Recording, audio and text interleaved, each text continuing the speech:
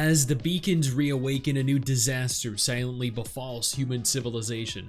That is the tagline for Black Beacon, an upcoming free-to-play action gacha game releasing globally onto Android and iOS. Very few people are actively discussing Black Beacon, which genuinely confused me, as this is honestly one of the coolest looking upcoming gacha games in 2025. It features sick character designs, a dark aesthetic, fast action combat, but what exactly is it? Who's developing it? When is it releasing? And will it be worth playing? That is what we're here today to attempt to find out. So let's jump right in. Let me start this off by stating that I absolutely love the aesthetic for this game. The dark setting is incredible and the characters are even better. Zero looks beautiful. Nana is...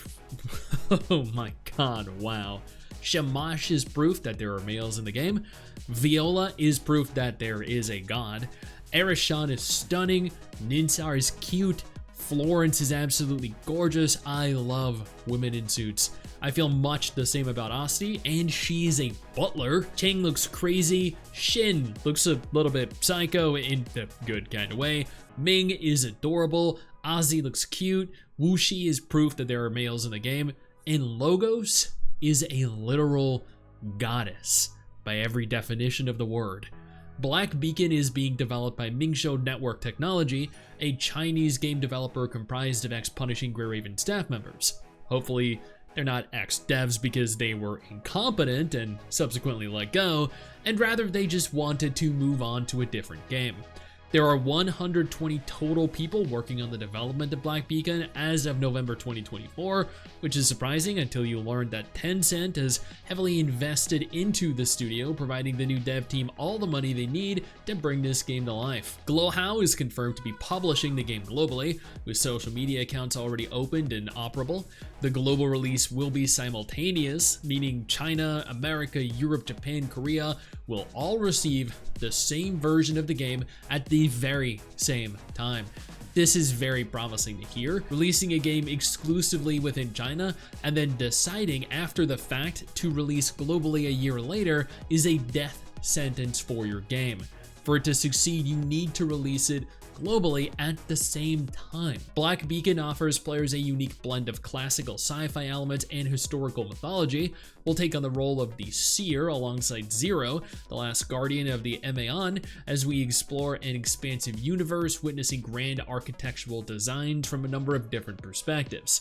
This is something that Black Beacon really focuses on, more than the story, more than the combat, the aesthetic, the characters, the world. They have crafted something truly grandiose, something beautiful.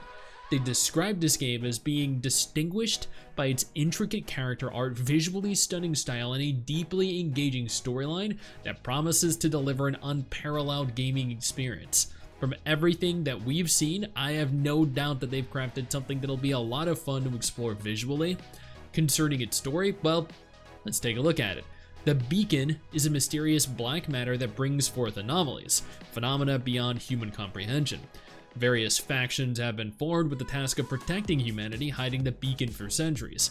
I love the potential for different factions, especially if characters are recruitable from them, and if the characters that we saw earlier on in the video were anything to go off of, then yeah, they are recruitable from them. There are numerous beacons scattered around the globe, all of which have awakened as the Seer. With our collective of Outlanders, we are tasked with essentially saving the world. No, beyond saving the world.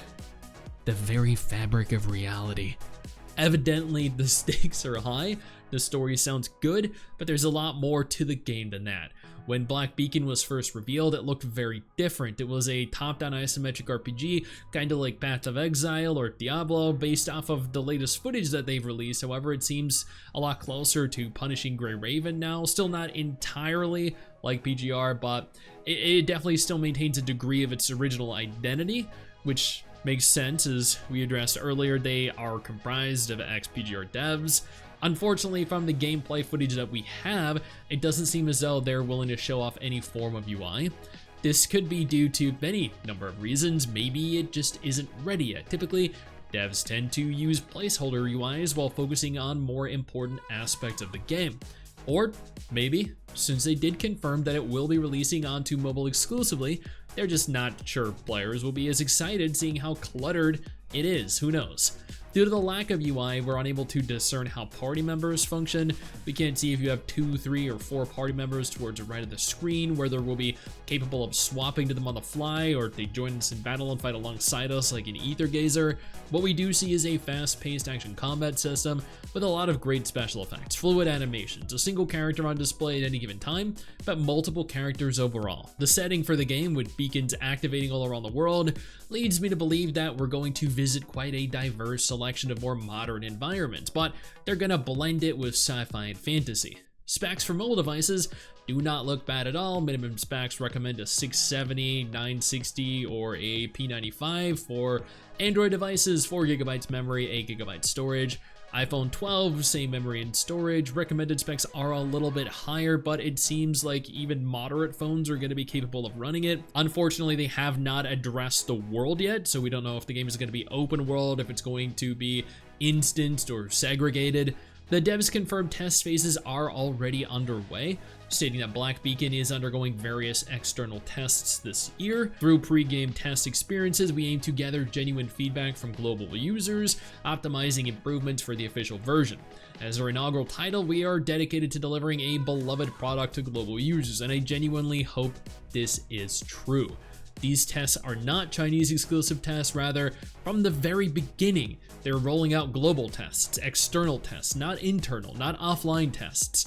Their goal is to hold at least one of these tests before the year ends.